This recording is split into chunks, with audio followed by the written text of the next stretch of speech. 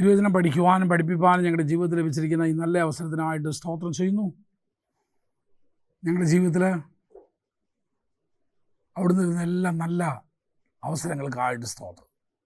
അത് പാഴാക്കാതെ അങ്ങിൽ നിന്ന് പഠിക്കുവാൻ, പഠിച്ചത് ജീവിതത്തിൽ ഏറ്റെടുത്തത് പ്രാവർത്തികമാക്കുവാൻ കർത്താവ് ഞങ്ങളെല്ലാവരെയും സഹായിക്കണമേ എന്ന് പ്രാർത്ഥിക്കുന്നു. വിശേഷാൽ ഇന്ന് ഞങ്ങളോടുകൂടെ കടന്നു വരുവാൻ കഴിയാത്ത ഞങ്ങളുടെ വാത്സല്യ വിദ്യാർത്ഥികളെ ഓർത്ത് പ്രാർത്ഥിക്കുന്നവരായിരിക്കുന്ന സ്ഥാനത്ത് സൂക്ഷിക്കണമേ, പരിപാലിക്കണമേ, കാത്തുകൊള്ളണമേ. വേണ്ടുന്ന എല്ലാ നന്മകളാലും നീ അവരെ നിറച്ച് വഴി നടത്തേണമെന്ന് പ്രാർത്ഥിക്കുന്നു. മഹത്വവും സ്തുതിയും ബഹുമാനവും പുകഴ്ചയും ഞങ്ങൾ അംഗീകരിക്കുന്നു യേശുവിൻ്റെ പരിശുദ്ധ നാമത്തിൽ തന്നെ.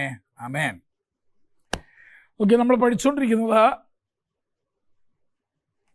നേതൃത്വത്തിലായിരിക്കുന്ന ഒരു വ്യക്തിയെ പരിമിതപ്പെടുത്തുന്ന അടപ്പുകൾ എന്തൊക്കെയാണ്. അതിന് ഉദാഹരണമായിട്ട് നമ്മൾ എടുത്തത് ശൗലിൻ്റെ ജീവിതത്തെ. ആദ്യം നമ്മൾ പഠിച്ച ശൗലിൻ്റെ അല്ലേ? ശൗലിനെ അവൻ രാജസ്ഥാനത്തായിരിക്കാൻ തക്കവണ്ണം ദൈവിക അഭിഷേകം അവൻ പ്രാപിച്ചെങ്കിലും അവൻ്റെ ജീവിതത്തിലെ ചില പരിമിതികളെ കൊണ്ട് അവൻ ആ സ്ഥാനത്ത് ഉയരുവാനോ തുടരുവാനോ എന്ത് ചെയ്തില്ല, കഴിഞ്ഞില്ല. അങ്ങനെയുണ്ട് ഒത്തിരി ആളുകൾ. അവർക്ക് തുടരാൻ കഴിയാത്തതിൻ്റെ കാരണം അവരുടേതായ ചില പരിമിതികളാണ്. ആ പരിമിതികൾ അവരെന്ത് ചെയ്യാൻ പറ്റുന്നില്ല, അവരെന്ത് മാറ്റാനായിട്ട്, അല്ലെങ്കിൽ അതിനെ ഓവർകം ചെയ്യാൻ, അതിനെ തരണം ചെയ്യാനായിട്ട് അവരെന്ത് ചെയ്യുന്നില്ല, പരിശ്രമിക്കുന്നില്ല. എപ്പോഴും നമ്മൾ ശ്രദ്ധിക്കേണ്ടത് അതാ. നമ്മളെ ഒരു സ്ഥാനത്തെത്തിയാൽ ആ സ്ഥാനത്ത് നമുക്ക് തുടരാൻ കഴിയാതെ വണ്ണം നമ്മുടെ ജീവിതത്തിലെ ഏത് ബലഹീനതയാണ്, നമ്മുടെ ജീവിതത്തിൻ്റെ ഏത് കുറവാണ് നമ്മളെ പരിമിതപ്പെടുത്തുന്നു എന്ന് വെച്ചാൽ നമ്മളത് എന്ത് ചെയ്തോണം, ഓവർകം ചെയ്തോണം. നോക്കാം നമുക്കിനി. അതെല്ലാം നമ്മൾ പഠിച്ചു കഴിഞ്ഞു. അടുത്തത് നമ്മൾ നോക്കുന്നത് ദാവീദിൻ്റെ ജീവിതത്തിൽ നിന്ന് ദൈവം അവനെക്കുറിച്ച് ആഗ്രഹിക്കുന്ന സ്ഥാനത്തേക്ക് അവൻ എത്തിച്ചേരുന്നതിൽ നിന്ന് തടസ്സമായി നിന്ന ഏതെല്ലാം അടപ്പുകളെ അവനെടുത്തു മാറ്റി. ഈ കഴിഞ്ഞ ദിവസം ഒരാൾ എൻ്റെ അടുക്കുമെന്ന് പറഞ്ഞു, പക്ഷേ കർത്താവിനെ വേലയ്ക്ക് വിളിച്ചോ എന്ന് എനിക്ക് സംശയമാണെന്ന് പറഞ്ഞു. എനിക്ക് ഭയങ്കര സംശയമുണ്ടെന്ന് പറഞ്ഞു. നമ്മുടെ കൂടെ പ്രവർത്തിക്കുന്ന ദേവാസന ഒരു സഭയൊക്കെ ഉള്ളതാണ്, കുറച്ചുപേരൊക്കെ സ്ഥാനപ്പെടുത്തിയിട്ടുണ്ട്. പക്ഷെ എന്തൊക്കെയോ എവിടുന്നൊക്കെയോ ആരുടെന്നൊക്കെയോ എന്തൊക്കെയോ ചില ഇത് കേട്ടപ്പം പുള്ളിക്കൊരു സ്വയം തോന്നൽ, ദൈവം എന്നെ വിളിച്ചോ. അപ്പോൾ പിന്നെ നിങ്ങളെ പഠിപ്പിച്ച ആ പാഠം ഞാൻ എടുത്ത് പഠിപ്പിച്ചു കൊടുത്തു. ഒരു വ്യക്തിയുടെ മേൽ ദൈവത്തിൻ്റെ വിളി ഉണ്ടെന്ന് എങ്ങനെ അറിയാം? പതുക്കെ ഇരുന്ന് നോട്ടൊന്നും തുറന്നില്ല, മനസ്സിൽ കിടപ്പുണ്ടല്ലോ, അതെല്ലാം എടുത്ത് അദ്ദേഹത്തിന് പറഞ്ഞ് മനസ്സിലാക്കി കൊടുത്തു. ഇതിൻ്റെ എല്ലാത്തിനും ഉത്തരം പറയാൻ പറഞ്ഞു എന്നോട്. അപ്പോൾ എല്ലാത്തിനും ഉത്തരം പറഞ്ഞു. ശരിയാ. ഞാൻ പറഞ്ഞു, ഇത്രയും കാര്യങ്ങളുണ്ടല്ലോ, ദൈവം നിന്നെ വിളിച്ചു എന്നുള്ളതിന് തെളിവാണ് ഇത്രയും കാര്യങ്ങളെ. അപ്പം പിന്നെ എന്തുകൊണ്ടാണ് എൻ്റെ ജീവിതത്തിൽ ഇങ്ങനെ, എന്തുകൊണ്ടാണ് അങ്ങനെ, അതിന് കാര്യങ്ങൾ മറുപടി കൊടുത്തു. അപ്പോൾ ഞാൻ ഇതുവരെ പ്രസംഗിച്ചതിൽ നിന്നും കുറേയും കൂടെ പുള്ളി പറയുന്നു ഉന്നതമായ അല്ലെങ്കിൽ ശ്രേഷ്ഠമായ കുറേ വെളിപ്പാടുകൾ ദൈവം എനിക്ക് എന്ത് ചെയ്തിട്ടുണ്ട്, തന്നിട്ടുണ്ട്. ഞാൻ പറഞ്ഞു, അത് ദൈവം തന്നാണെങ്കിൽ എന്ത് ചെയ്യണം? ജനത്തെ പഠിപ്പിക്കുക, അല്ലാണ്ട് അവരെ പിരിച്ചു വിടുകയല്ല വേണ്ടേ. നമ്മളെല്ലാം അങ്ങനെയല്ലേ? ദൈവം നമുക്കൊരു വചനത്തിൽ നിന്നൊരു കാര്യം നമുക്ക് വെളിപ്പെടുത്തി തന്നാൽ നിങ്ങളൊക്കെ പൊക്കോ, ഇനി ഞാൻ ആദ്യം പുതിയ അല്ലല്ല. ദൈവം നമുക്ക് തന്ന വെളിപ്പാടുകൾ, ദൈവം നമുക്ക് മനസ്സിലാക്കി തന്ന കാര്യങ്ങൾ, ദൈവം ഇന്നലെ വരെ നാം മനസ്സിലാക്കാത്ത ചില കാര്യങ്ങൾ ദൈവം നമുക്ക് ഇന്ന് ചിലപ്പോൾ മനസ്സിലാക്കി തന്നിരിക്കും. അത് നമ്മൾ എന്ത് ചെയ്യണം? അത് ദൈവം നമുക്ക് മനസ്സിലാക്കി തന്നത്, ദൈവം നമുക്ക് വെളിപ്പെടുത്തി തന്നത് എന്തിനതിനു വേണ്ടി? ജനത്തിന് കൊടുക്കാൻ വേണ്ടിയാ. അവൻ പറഞ്ഞു എന്ത് ചെയ്യുക, പിരിച്ചു വിട്ടവരെല്ലാം തിരിച്ചു വിളിക്കാൻ പറഞ്ഞു. എല്ലാവരും വിളിച്ചുകൊണ്ട് പോവാ, ആരാധന ആരംഭിക്കുക. കാരണം ദൈവം നീ വിശ്വസ്തനെന്ന് എണ്ണിയാ നിനക്ക് ചില കാര്യങ്ങൾ എന്ത് തന്നെ വെളിപ്പെടുത്തി തന്നേ. അത് ഒരുപക്ഷെ എനിക്ക് മുമ്പ് ജീവിച്ച ദൈവദാസന്മാരിൽ നിന്നായിരിക്കാം, പലരിൽ നിന്നായിരിക്കാം. ഒരുപക്ഷെ ഞാൻ ഇന്നലെ വരെ പ്രസംഗിച്ചതിൽ നിന്ന്, ഇന്നലെ വരെ ഞാൻ പഠിപ്പിച്ചതിൽ നിന്ന് തികച്ചും വ്യത്യസ്തമായിരിക്കാം വേണമെങ്കിൽ. പൗലോസ് അപ്പോസ്തലൻ പറഞ്ഞൊരു കാര്യം ഓർക്കുന്നുണ്ടല്ലോ നിങ്ങൾ? ഞാൻ ശിശുവായിരുന്നപ്പോൾ ശിശുവിനെ പോലെ ഞാൻ ചിന്തിച്ചു, ശിശുവിനെ പോലെ ഞാൻ പെരുമാറി, ശിശുവിനെ പോലെ ഞാൻ പ്രതികരിച്ചു.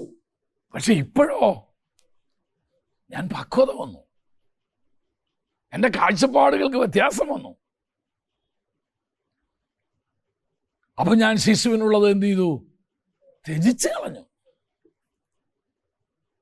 അപ്പം ഇതൊക്കെ പറഞ്ഞു കൊടുത്തപ്പോൾ പുള്ളിക്ക് മനസ്സിലായി, ശരിയാ, ഞാൻ പിരിച്ചുവിടുകയല്ലായിരുന്നു ചെയ്യേണ്ടിയിരുന്നത്,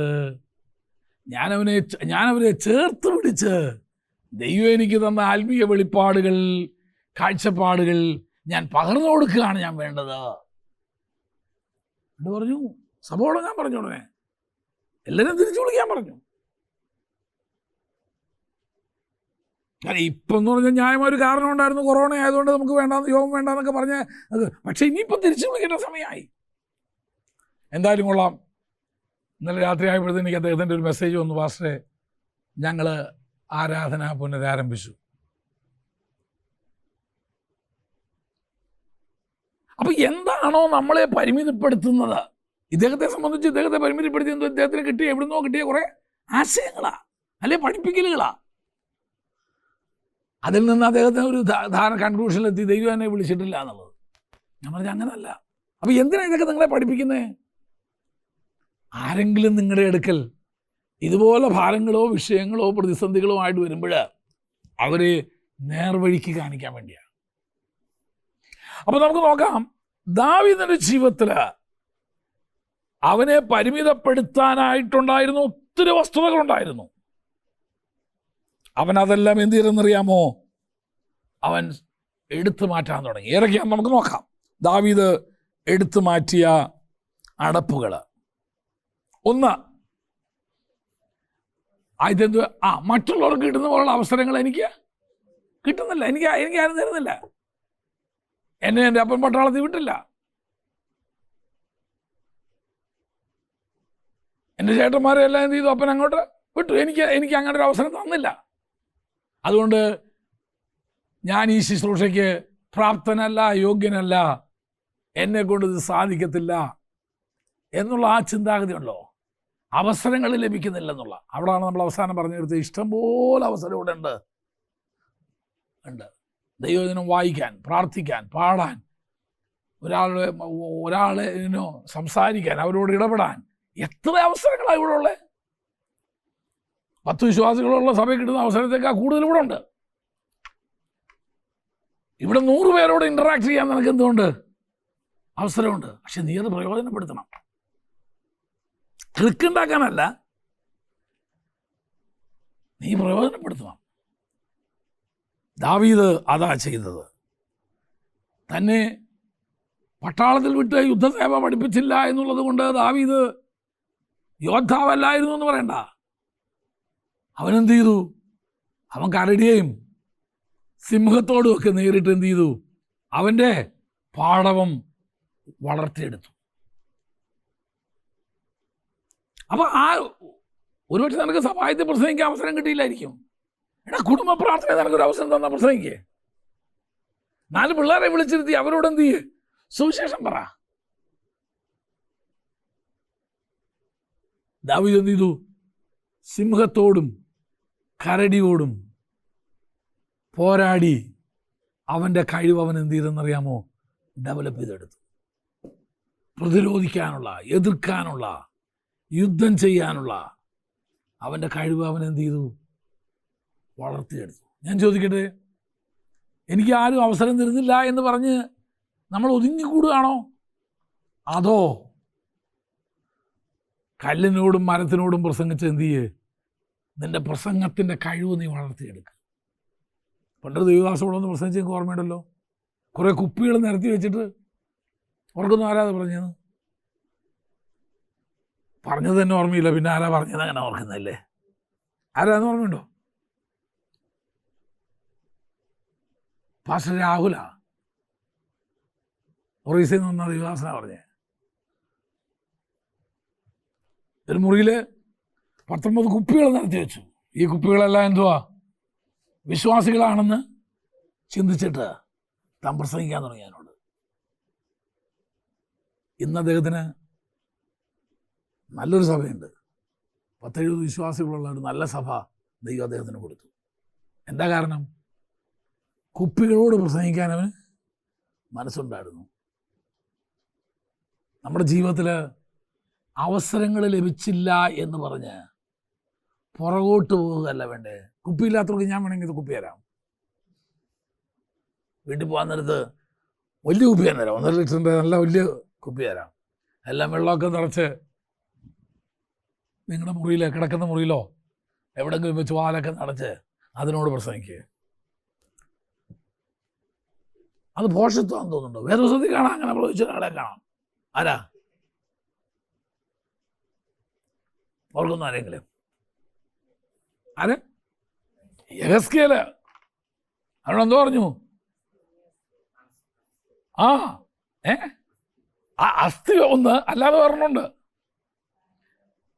കാറ്റിനോടുണ്ട്, പിന്നെ വേറെണ്ണുണ്ട്.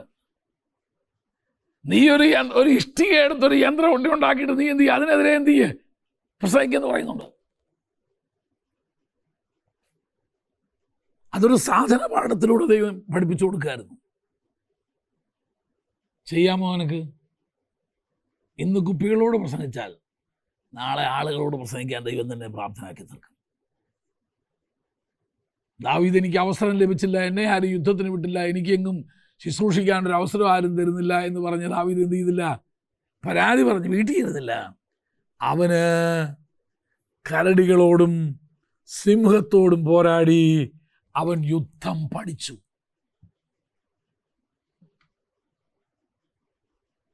എൻ്റെയൊക്കെ ശുശ്രൂഷ ആരംഭിച്ചത് കുട്ടികളുടെ ഇടയിലാണ്.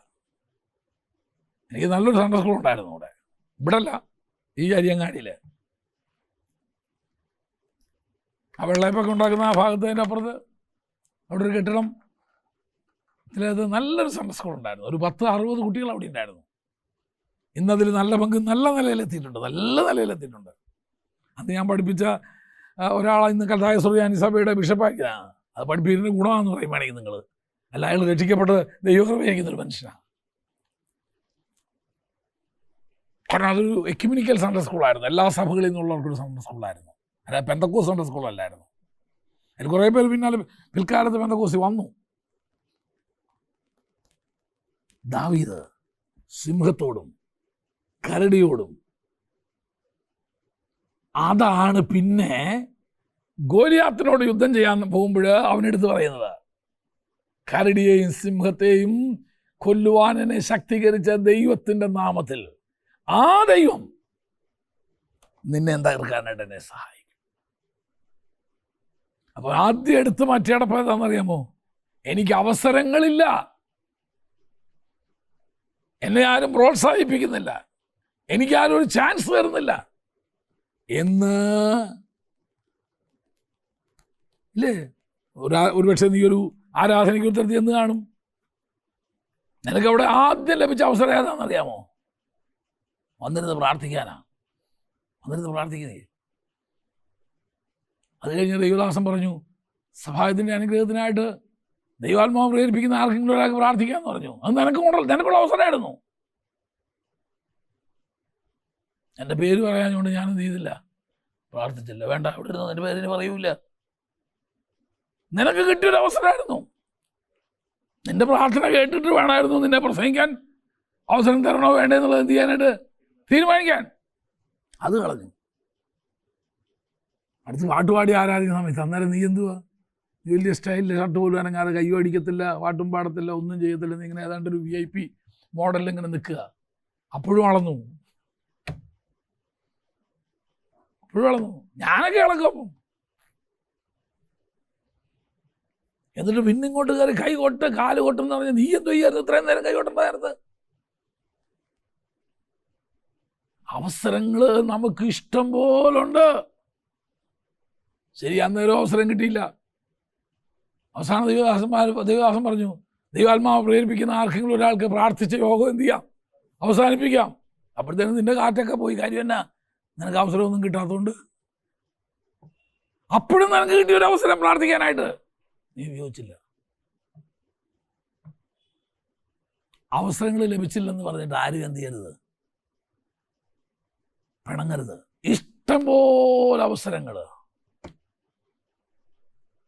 സുവിശേഷം അറിയിക്കാൻ നിനക്ക് അവസരമുണ്ട്, പ്രാർത്ഥിക്കാൻ നിനക്ക് അവസരമുണ്ട്, ഇല്ലേ? പോകാൻ നേരത്ത് 10 ട്രാക്ടറും കൈ വെച്ചു പോ, കൊടുക്ക് 10 പേരോട്, അതിലൊരുത്തനായിരിക്കും നിന്നെ വിളിക്കുന്നേ.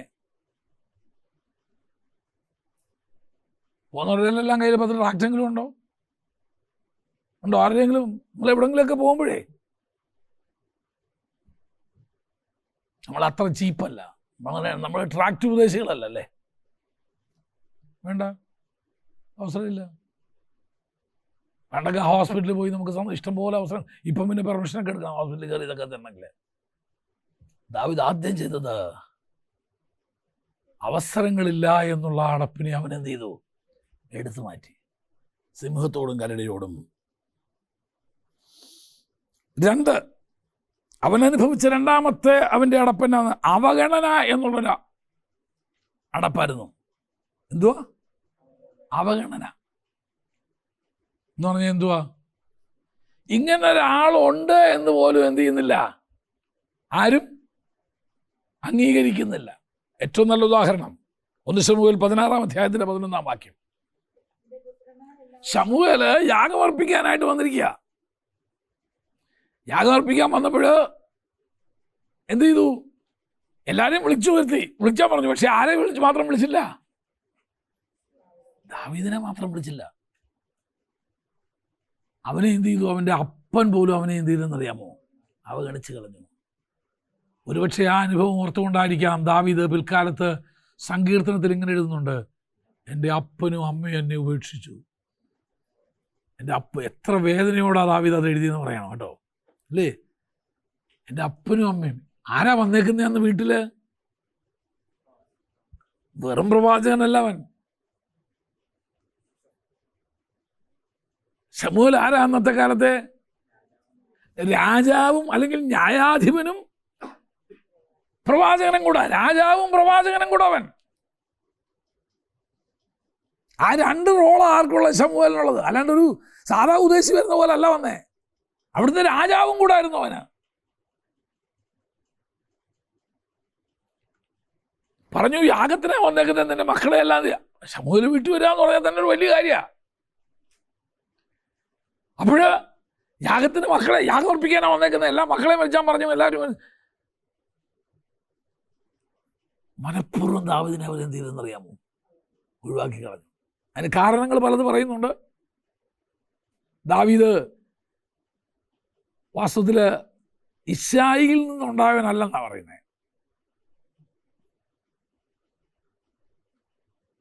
ദാവീദ് ഒരു അവിഹിത ബന്ധത്തിൽ ഉണ്ടാക്കപ്പെട്ട ഒരു പൈതലാണ്. ഒരുപക്ഷെ അപ്പൻ ഇശ്ശായി ആയിരുന്നേക്കാം, അമ്മ ചിലപ്പം വ്യത്യസ്ത വേറെ ആയിരുന്നേക്കാം. അത് തെളിയിക്കാൻ ഞാനൊരു കാര്യം കൂടെ പറഞ്ഞുതരാം. ദാവീദ് പാപം ചെയ്തപ്പോൾ ദാവീദ് പറയുന്നുണ്ട്, ഞാൻ പാപത്തിൽ എൻ്റെ അമ്മ എന്നെ ഗർഭം ധരിച്ചു. ഗർഭധാരണം പാപമല്ല, അതല്ല പാപം.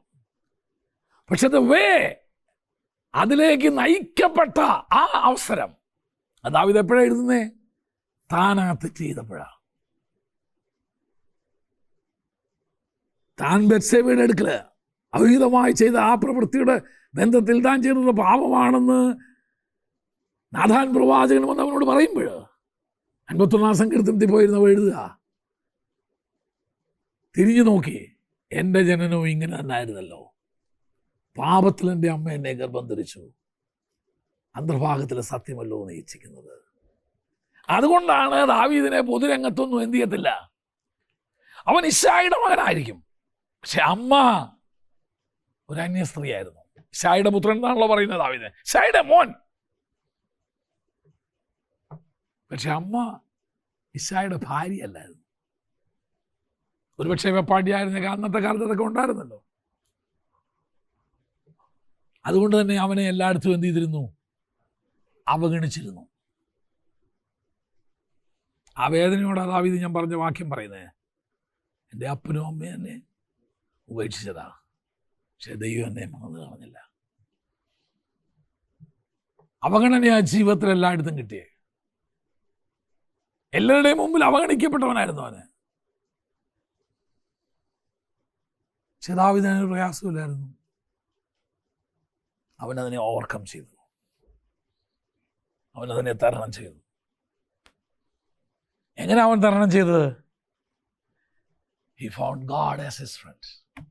തൻ്റെ സ്നേഹിതനായി, സഖിയായി, എല്ലാമായി അവൻ യേശുവിനെ, കർത്താവിനെ കണ്ടു, ദൈവത്തെ കണ്ടു.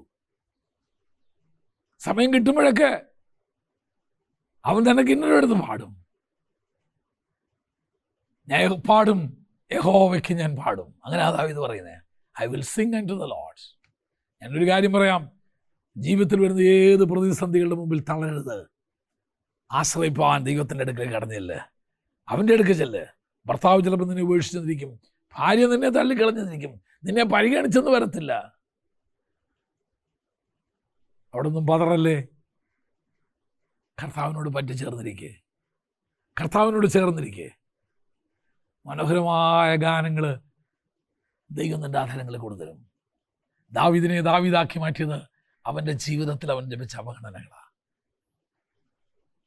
അവനാകെ സംസാരിക്കാനുണ്ടെങ്കിൽ ആടിനോടോ സംസാരിക്കാനുള്ളൂ. പാടി, യഹോവ എൻ്റെ ഇടയനാകുന്നു, എനിക്ക് മുട്ടുണ്ടാകില്ല. പച്ചയായ പുൽപ്പുറത്തിൽ അവൻ എന്നെ കിടത്തുന്നു, സ്വസ്ഥതയുള്ള വെള്ളം എനിക്ക് അവൻ നൽകി തരുന്നു, എൻ്റെ പ്രാണനെ അവൻ തണുപ്പിക്കുന്നു. അതൊക്കെ ജീവിതത്തിൻ്റെ അനുഭവത്തിൽ എന്ന് പറയുന്നത്. അല്ലാണ്ട് ചുമ്മാ ഒരു പാട്ട് എഴുതാൻ വേണ്ടി എഴുതിയതല്ല ദാവീദ്. അവൻ എൻ്റെ തലയെ എണ്ണ കൊണ്ട് അഭിഷേകം ചെയ്യുന്നു. ഞാൻ പൂർണ്ണമായിട്ട് വിശ്വസിക്കുന്നത് ദാവീദ് രാജാവായതിനു ശേഷം എഴുതിയ പാട്ടാണ്, സങ്കീർത്തനമാണ്. അതിന് കാരണങ്ങൾ ഞാൻ പറയാൻ വേണമെങ്കിൽ ഒത്തിരി. താൻ അനുഭവിച്ച അവഗണനകളുടെ മുമ്പിൽ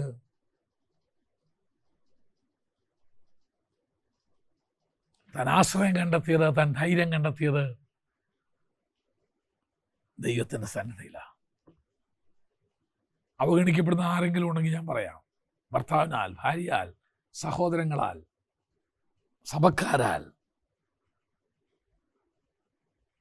നീ തരേണ്ട മാനം നിനക്ക് തരാതെ, വേണ്ട അംഗീകാരം നിനക്ക് തരാതെ നിന്നെ ഇപ്പോഴും അവഗണിച്ചിടുന്നെങ്കിൽ, go to the presence of God. ദൈവത്തിൻ്റെ സന്നിധി ചെന്നിരുന്ന കുഞ്ഞെ, ആശ്വാസം നിനക്ക് തരും.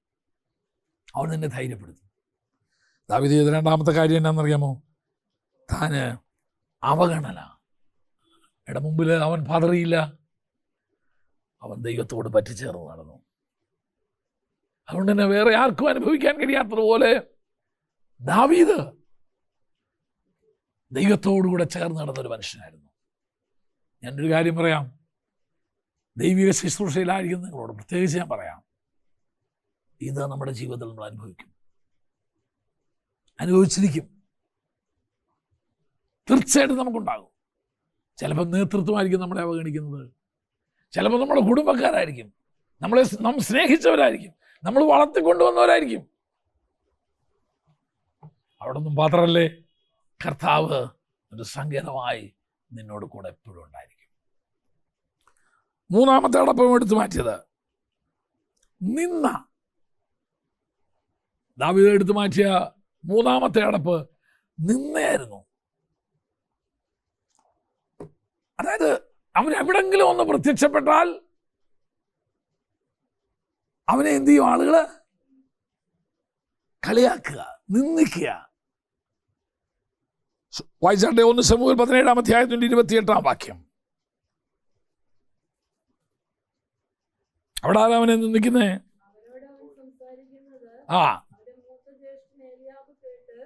മൂത്ത ദാവീദ് യുദ്ധക്കളത്തിൽ വന്ന് അവർക്ക് പാൽക്കട്ടി പരിപാടിയായിട്ടൊക്കെ കൊണ്ടുവന്നേക്കുന്നേ. അവരോട് സംസാരിക്കുന്നത് മൂത്ത ജ്യേഷ്ഠൻ കണ്ടപ്പോഴ് അവനോട് കോപിച്ചു, ചൂടായി. നീ എന്തിനാണ് അവിടെ വന്നേ? ആ മരുഭൂമിയിൽ കുറെ ആടിനെ നിന്നെ ഏൽപ്പിച്ചത് നീ അത് ആരുടെ പക്കൽ ഏൽപ്പിച്ചാ വന്നേ? നിന്റെ അഹങ്കാരവും നിന്റെ നിങ്ങളഭാവവും ഞങ്ങൾക്കറിയാം. നീ പട കാണാമോ? ഇവിടെ എന്തോ പട? ഇവിടെ പടമാ. ഇവിടെ കാണുമല്ലോ പടം നടത്തുന്നുണ്ട്. അവിടെ കാണാം? ഇല്ല. ആ, നീ പട കാണാനല്ലേ വന്നേ? അയ്യോ, എന്തൊക്കെയാ അവൻ്റെ സഹോദരന്മാർക്ക് അപ്പവും വെണ്ണയും പാൽക്കട്ടിയൊക്കെ ആയിട്ട് വന്നൊക്കെ കിട്ടിയ പ്രതിഫലമാണ്. എന്തുവാ? എല്ലാവരുടെയും മുമ്പ് വെച്ച് അവനെ അങ്ങ് എന്ത് ചെയ്തു? നിന്ദിച്ചു. ആസാക്കുക എന്നൊക്കെ പറയില്ലേ, അവഗണിക്കുക എന്ന് പറയില്ലേ. ദാവീദിനെ ചോദിച്ചിരിക്കുന്ന മറുപടി ചോദിച്ചു, എന്നാ ഞാൻ എന്തോ ചെയ്തപ്പ ഇത്ര എന്നോട് പറയാനായിട്ട്? ഞാൻ ഒരു വാക്കല്ലേ പറഞ്ഞുള്ളൂ. ഇങ്ങനെ എന്നോട് ചൂടാവാൻ, ഇങ്ങനെ എന്നെ നിന്ദിക്ക്, ഞാൻ എന്തോ ചെയ്തു? സ്വന്തം സഹോദരന്മാരാൽ മറ്റുള്ളവരുടെ മുൻപിൽ വെച്ച് ദാവീദ് എന്ത് ചെയ്തെന്നറിയാമോ? അപഹസിക്കപ്പെട്ടു, നിന്ദിക്കപ്പെട്ടു. പേടിക്കണ്ട, ദൈവം തന്നെ ഉയർത്താൻ പോകുന്നതിൻ്റെ തെളിവാ. ആരുടെ മുമ്പിൽ നിന്നെ നിന്ദിച്ചോ, ആരുടെ മുമ്പിൽ നിന്നെ പരിഹസിച്ചോ, ആര് നിന്നെ കൊച്ചാക്കി മാറ്റിയോ, അവരുടെ മുൻപിൽ അവർ കേൾക്കെ അവരെ കൊണ്ട് പാടിപ്പിക്കും, ദാവീദോ 10,000 കൊന്നു എന്നുള്ളത്. നിന്നയുടെ മുമ്പിൽ തളരല്ലേ. എല്ലാവരും എന്നെക്കുറിച്ച് ഇങ്ങനെ പറയുന്നതുകൊണ്ട് ഞാൻ പ്രസ്ഥാനം വിട്ടു പോവുക, ഞാൻ ഈ സഭ വിട്ടു പോവുക. എൻ്റെ അപ്പുറമായിരിക്കും അവിടെ ചെന്നാൽ കേൾക്കുക. അവിടെ ചെല്ലുമ്പോൾ പറയും, ദൗർത്തം വരുത്തം വന്നേക്കുന്നത് പറയും. ഇവിടെ പിന്നെ അത് പറയില്ലല്ലോ, കാരണം നീ ഇവിടുത്തെയാ. നിന്ദിക്കപ്പെടും, അപമാനിക്കപ്പെടും. അപ്പോസ്തലനായ പൗലോസ് പറഞ്ഞ വാക്കുകൾ, മാനാപമാനങ്ങൾ, ദുഷ്കീർത്തി, സൽകീർത്തികൾ ഇഷ്ടം പോലെ ചാക്ക് കണക്കിനുണ്ടെന്ന്. ദാവീദ് നിന്ദിക്കപ്പെടുമ്പോഴും അവനവനെ പ്രതികരിച്ച രീതി കണ്ടോ? ഞാൻ എന്തോ ചെയ്തു? എന്നോട് ഇങ്ങനെ പെരുമാറാൻ ഞാൻ എന്തോ ചെയ്തു? എത്ര സൗമ്യതയോടാ. നമ്മളൊക്കെയാണെങ്കിൽ പറഞ്ഞ ആന്ന് പട കാണാൻ തന്നെ നിനക്ക് എന്നാടാ ചെയ്യാതെന്ന് ചോദിച്ചേനെ അല്ലേ? No, handle it with weakness. സൗമ്യതയോടെ കൈകാരിച്ച്, ഞാൻ എൻ്റെ ഭാഷ പറഞ്ഞ ഒരു ദൈവവൈതല്, ദൈവദാസൻ പ്രതികരണശേഷി ഇല്ലാത്തവനായിട്ട് മാറണം. വായി നാവുണ്ടോ എന്ന് ചോദിക്കണം എന്ന് പറഞ്ഞാൽ നമ്മൾ പ്രതികരിക്കരുത്. അവന് എടുത്തു മാറ്റിയ അടുത്ത അടപ്പതായിരുന്നു ഏതാ?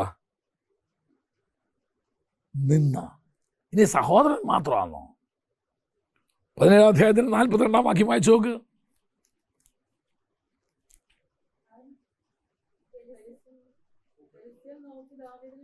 ഫെലിസ്തീൻ നോക്കിയിട്ട്, വീട്ടുകാരിൽ മാത്രമല്ല ശത്രുക്കളും കൂടെ അതാ പറയുന്നത്. ഫെലിസ്തീൻ നോക്കിയിട്ട് അവനോട് പറയാ, അവനെ നിന്ദിച്ചു, ഫെലിസ്തീനെ നിന്ദിച്ചു. ശത്രു നിന്ദിച്ചാ പിന്നെയും പോട്ടെന്ന് വയ്ക്കാം. സ്വന്തം സഹോദരങ്ങൾ നിന്ദിക്കുമ്പോഴോ? അതാ ആദ്യത്തേത്. അതാ ഇട്ടിയാർ ഉദ്ദേശം ഒരു പാട്ട് എഴുതിയിട്ടുണ്ട്, നിന്ദിച്ചതോ ഒരു ശത്രുവല്ലാതാനും, എങ്കിലോ എനിക്കത് സഹിക്കാമല്ലോ. എന്നോട് സമനായ മനുഷ്യൻ. ആ പാട്ടിന് തുടക്കം ഇങ്ങനെ, നിന്ന് സഹിച്ച് ഞാൻ മടുത്തുപോയി പ്രിയനെ എന്നുള്ളത് ആ പാട്ടിന് തുടക്കം. അധികം ക്രൈസ്തവ ലോകത്ത് അധികം പരിചയമില്ലാത്ത, അധികം പാടി പരിചയമില്ലാത്തൊരു പാട്ടാണ്. തൻ്റെ അവസാന കാലഘട്ടത്തിൽ തന്നെ എഴുതിയതാണ്.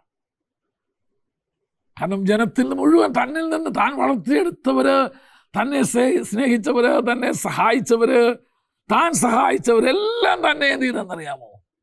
നിന്ദിച്ചു. നിന്ദിച്ചെന്ന് പറഞ്ഞാൽ കേൾക്കാൻ കൊള്ളാത്ത നിന്നയാ പറഞ്ഞ അദ്ദേഹത്തെ കുറിച്ച്. അതിൻ്റെ മുൻപും പതറാറ് നിന്നു. എന്നിട്ട് പുള്ളി അവസാനം നിന്ന്, ദൈവമേ നന്മയ്ക്കായ ഒരു അടയാളം എനിക്ക് ചെയ്യണമേ എന്ന് പറഞ്ഞാ അവസാനം ആ പാട്ട് അവസാനിപ്പിക്കുന്നത്.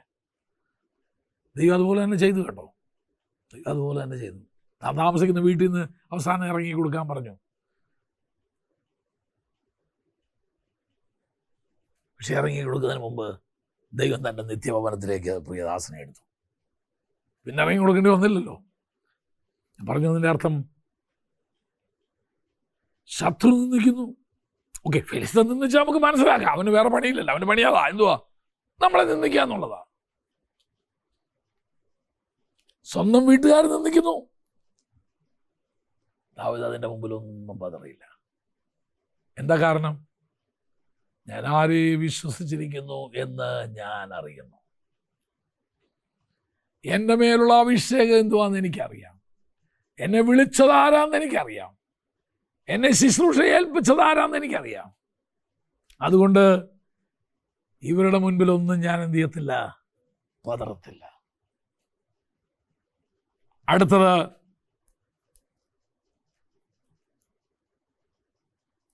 ദാവീദ് എടുത്തു മാറ്റിയ അടുത്ത നടപ്പ്, മറ്റുള്ളവർ തന്നെ ചെറുതാക്കി സംസാരിക്കുക. എപ്പോഴും മറ്റുള്ളവർ തന്നെ എന്ത് ചെയ്തിരുന്നു, ചെറുതാക്കി സംസാരിക്കുക. അത് നിന്നേക്കാൾ ഭയങ്കര വേദനാജനകമാണ്. എന്നുള്ള നമ്മളിലുള്ള കഴിവ് അംഗീകരിക്കുന്നില്ല എന്ന് മാത്രമല്ല, പിന്നെ എന്ത് ചെയ്യുക, നമ്മളെ കൊച്ചാക്കി സംസാരിക്കുക. എപ്പോഴെങ്കിലും അങ്ങനെ അനുഭവം ഉണ്ടായിട്ടുണ്ടോ? ഇല്ലെങ്കിൽ ഉണ്ടാകാൻ പോകുന്നേ ഉള്ളൂ. കാരണം ശുശ്രൂഷയ്ക്ക് ഇറങ്ങുമ്പോഴാണ് ഇതൊക്കെ കേൾക്കുക. എപ്പോഴും നമ്മളെ എന്ത് ചെയ്യുക, കൊച്ചാക്കി സംസാരിക്കുക. 1 ശമൂവേൽ പുസ്തകം 17-ാം അധ്യായത്തിന്റെ 33-ാം വാക്യം. ഇവിടെ ശൗല പറയുന്നേ, ശൗല് ദാവീദിനോട് പറയുക, ഈ ഫെലിസ്തീനോട് ചെയ്ത് അംഗം പൊരുതാൻ നിനക്കൊന്നും കഴിയില്ലടാ, നിനക്കൊന്നും പ്രാപ്തിയില്ല കൊച്ചനെ. നീ ബാലൻ, അവനോ ദാവീദിനെ എന്തുവാ കൊച്ചാക്കി. നീ ആരാ? നീ ഒരു ബാലൻ, നീ ഒരു ക്ലാവാ, നീ ഒരു അശ്വാ. നിനക്ക് ഞങ്ങളുടെ കൂട്ട് വിദ്യാഭ്യാസമുണ്ടോ? നിനക്ക് ഞങ്ങളുടെ കൂട്ട് കഴിവുണ്ടോ? നിനക്ക് വല്ല ഡിഗ്രി ഉണ്ടോ? നിനക്ക് വല്ല കുടുംബശ്രേഷ്ഠതയുണ്ടോ? നിനക്ക് എന്തോ ഉണ്ട് ഇവിടെ പാസ്സാന്ന് പറഞ്ഞ് കയറി വരാനായിട്ട്? നീ ബാലനാ, നീ ഒരു വീക്കിരി ചെറുക്കൻ. ആകെ അറിയാം എന്തുവാ, ആട്ടുംകാട്ടം പറക്കെടുക്കാൻ അറിയാം നിനക്ക്, അല്ലേ? അത് ആട്ടുംകാട്ടം എന്നല്ലേ ഇവിടെ പറയാം, ആടിൻ്റെ കാഷ്ടം. അത് നല്ല ഭാഷ പറയുകയാണെങ്കിൽ നിനക്ക് ആകെ അറിയാവുന്ന അതല്ലേ ഉള്ളൂ. ബാബാ വിളിച്ച് ആടിന് എന്ത് ചെയ്യാം, പുല്ലുമൊക്കെ കൊടുക്കാൻ അറിയാം. നിനക്ക് എന്നാ അറിയടാ? യുദ്ധത്തെക്കുറിച്ച് നിനക്ക് വല്ല ബോധമുണ്ടോ? ദാവീദ് ഉള്ളി പറഞ്ഞാണ്, കാത്തിരിക്കുക, ലേശം കൂടെ കഴിയട്ടെന്നാ. എടാ, ദൈവകൃപയുള്ളവന്, ദൈവം വിളിച്ചെന്ന് ബോധ്യമുള്ളവന്, ദൈവം ഒരു ശുശ്രൂഷ ഏൽപ്പിച്ചു എന്നുള്ള ബോധ്യമുള്ളവന് മറ്റുള്ളവർ വല്ലതും പറഞ്ഞെന്ന് കേട്ട് പാടാതിരിക്കത്തില്ല, പറയാതിരിക്കത്തില്ല, പ്രവർത്തിക്കാതിരിക്കത്തില്ല, ശുശ്രൂഷിക്കാതിരിക്കത്തില്ല, പ്രസംഗിക്കാതിരിക്കത്തില്ല. കാരണം അവനറിയാം അവൻ്റെ മേൽ പകരപ്പെട്ട ദൈവത്തിൻ്റെ അഭിഷേകം എന്തുവാന്ന്. ആരൊക്കെ ഇവൻ കൊച്ചാന്ന് പറഞ്ഞാലും, ആരാണെങ്കിലും, ആരൊക്കെ നിന്നെ കൊച്ചാക്കാൻ ശ്രമിച്ചാലും, നിന്റെ മേലുള്ള അഭിഷേകത്തെക്കുറിച്ച് നിനക്ക് ബോധ്യമുള്ളിടത്തോളം കാലം ഒതുങ്ങിക്കൊടുക്കരുത്. നിന്റെ ശുശ്രൂഷ നീ ചെയ്തുകൊണ്ടേയിരിക്കണം, ശുശ്രൂഷ ചെയ്യണം. കാരണം എനിക്കറിയാം എന്നെ ആരാ വിളിച്ചേക്കുന്നതെന്ന്. എനിക്കറിയാം എൻ്റെ മേൽ വ്യാപരിക്കുന്ന ദൈവത്തിൻ്റെ കൃപ എന്തുവാന്ന്. ദാവീദിനറിയാം എന്നെ സിംഹത്തെ കൊല്ലാൻ ശക്തീകരിച്ചൊരു ദൈവകൃപ എൻ്റെ മേലുണ്ട്, കരടിയെ കൊല്ലാൻ ശക്തീകരിച്ചൊരു ദൈവകൃപ എൻ്റെ മേലുണ്ട്. അതുകൊണ്ട് ഈ ശൗലനെ എത്ര കൊച്ചനെന്ന് വിളിച്ചാലും, എത്ര പീക്കിരിച്ചക്കനെന്ന് വിളിച്ചാലും ഞാൻ എന്ത് ചെയ്യത്തില്ല, ഞാൻ അടങ്ങില്ല. കഴിഞ്ഞ കാലങ്ങളിൽ ദൈവം നിന്നെ കൂടെ ചെയ്യിച്ച ശുശ്രൂഷയെ നീ ഇടയ്ക്കൊന്ന് ഓർക്കണം. നീ അതൊക്കെ ഇടയ്ക്കൊന്ന് പേജൊക്കെ ഒന്ന് മറക്കി നോക്കണം. എനിക്കറിയാം, ഞാൻ ശുശ്രൂഷയ്ക്കൊക്കെ ഇറങ്ങി ആദ്യ കാലത്ത് ഒരു കുഷ്ഠരോഗി സൗഖ്യമായ കഥ എനിക്കറിയാം. ഇപ്പോഴും ഉണ്ട്, ഇന്നും അവരുടെ ജീവനോടുണ്ട്. ഊട്ടുപാറ മേരി എന്ന് പറഞ്ഞൊരു സൗകര്യം, കുഷ്ഠരോഗിയായിരുന്നു അവർ. കർത്താവ് അത്ഭുത സൗഖ്യം കൊടുത്തു. അന്ന് നമുക്ക് പേരും വരുമൊന്നുമില്ല, നമ്മൾ ആരെയും അറിയത്തില്ല. ഒരു വീട്ടു പ്രാർത്ഥനയിൽ അവർക്ക് വേണ്ടി പ്രാർത്ഥിച്ചതാ. നേരം വെളുത്തപ്പോൾ അവരുടെ ആ വ്രണം മുഴുവനും തീർന്ന് നോർമലായിട്ട് മാറി. അങ്ങനെ ദൈവം പ്രവർത്തിച്ച അത്ഭുതങ്ങൾ എനിക്ക് നല്ല ഓർമ്മയുണ്ട്.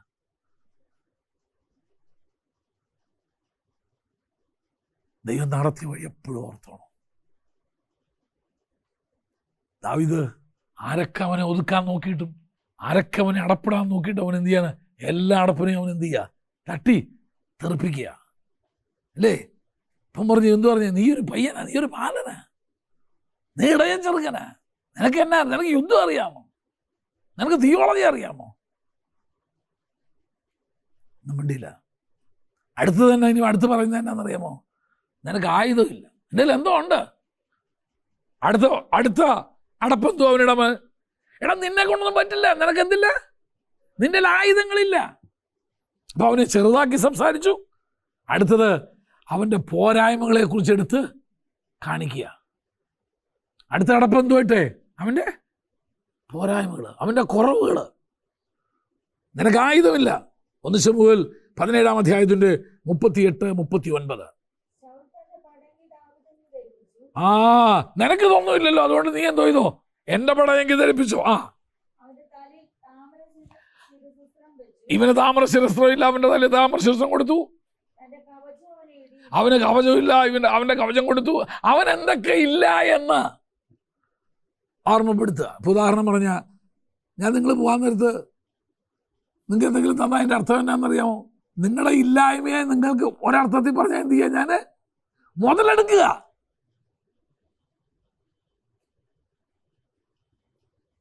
ദാവീദിന് നിനക്ക് ഇന്നൊന്നും ഇല്ല എന്ന് അവനെ ബോധ്യപ്പെടുത്തുക. ചുരുക്കി പറഞ്ഞ, എല്ലാം കൊണ്ടും നീ യുദ്ധത്തിന് പോകാൻ യോഗ്യൻ അല്ല. ദാവീദ് എന്തോ ചെയ്തു? ഇനി വെറുപ്പിക്കണ്ടെന്ന് വിചാരിച്ചു. ഒന്ന് എന്ത് ചെയ്തൊന്ന് ഇട്ടാണോ നോക്കി. നമുക്ക് ശീലമല്ല കേട്ടോടാ, അങ്ങോട്ടിരുന്നോട്ട്. വലിയ ഉപകാരം തന്നേനെ വലിയ ഉപകാരം. ദാ അച്ഛൻ തന്ന പെട്ടിയും അച്ഛൻ തന്ന പാൻസും ഒക്കെ എന്ത് ചെയ്തോ? അച്ഛൻ തന്നെ നമ്മളെ പോലെ 2 പേരെ കയറ്റാമേ. ഭയങ്കര തടിമാടനായ അച്ഛൻ, ഞാൻ ബൈബിൾ സ്കൂളിൽ പോകുന്നെന്നും പറഞ്ഞ് അച്ഛൻ്റെ പാൻസ് എടുത്ത് എനിക്ക് തന്നാൽ എന്നെ പോലെ 2 കയറ്റാൻ എനിക്ക്. അതിൽ ഒരു കാര്യം മതി എനിക്ക് കയറാൻ. ഇതിനെ വെട്ടി തുന്നുന്ന കാശുണ്ടെങ്കിൽ എനിക്ക് എന്ത് ചെയ്യാം? പുതിയതൊരെണ്ണം വാങ്ങിക്കാം. അതുകൊണ്ട് ചിലതൊക്കെ ഊരി കൊടുക്കപ്പാ, ഇല്ലെങ്കിൽ അവൻ ആയുസ് മുഴുവൻ പറഞ്ഞുകൊണ്ടിരിക്കും. അവൻ ബൈബിൾ സ്കൂളിൽ പോകാൻ നേരത്ത് ഞാൻ ആ പാൻസ് കൊടുത്തേ. ദാവീദ് എന്തോ ചെയ്തു?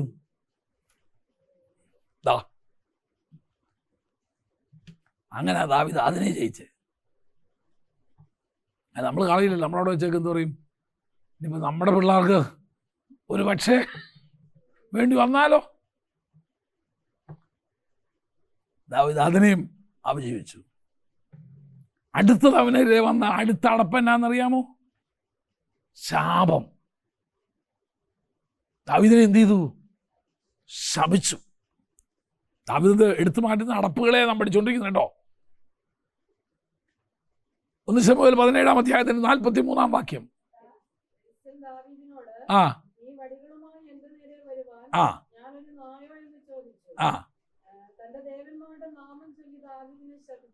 തന്റെ ദേവന്മാരുടെ നാമം ചൊല്ലി ദാവീദിനെ ശപിച്ചു. ദാവീദിനെ എവിടെ കാണാത്തു? യഹോവ എൻ്റെ ഇടയനായിരിക്കുന്ന ബോധ്യമുള്ളവനെ വേറെ ഏത് ദേവന്റെ കാര്യം പറഞ്ഞ? ഏത് ദേവന്റെയോ ഏത് ദേവിയുടെയോ നാമം ചൊല്ലി നിന്നെ ശപിച്ചാൽ നിനക്ക് എന്നെ അത്ര പേടിക്കാനുള്ളത്? ദേവാദി ദേവനാ നിന്റെ ദൈവം, രാജാദി രാജാവാ നിന്റെ ദൈവം, ദേവന്മാരെക്കാൾ ശ്രേഷ്ഠനാ നിന്റെ ദൈവം. അതുകൊണ്ട് ആരെന്നെ ശപിച്ചാലും എന്ത് ചെയ്യരുത്? വൈകുന്നേരം വീട്ടിൽ ഒരു തലവേദന പോലെ തോന്നുന്നു. അയാൾ വല്ലതും പറഞ്ഞാന്നോ?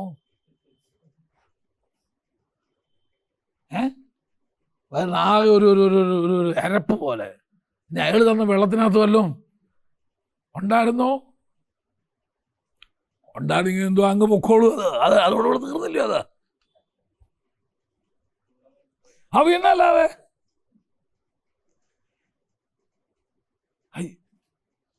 അവിടുന്ന് ആ വീട്ടിൽ കയറി ഒന്ന് പ്രാർത്ഥിച്ചിറങ്ങിയപ്പം തൊട്ട് എനിക്ക് ഒരു ഇതാ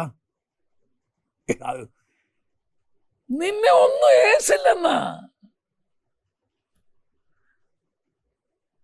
ഞാനൊക്കെ എൻ്റെ കൊച്ചുനാളിൽ എത്രയോ അമ്പലത്തിൻ്റെ മുമ്പിൽ കൊടുക്കുന്ന മോരും വെള്ളം വാങ്ങിച്ചു കുടിച്ചിട്ടുണ്ട്.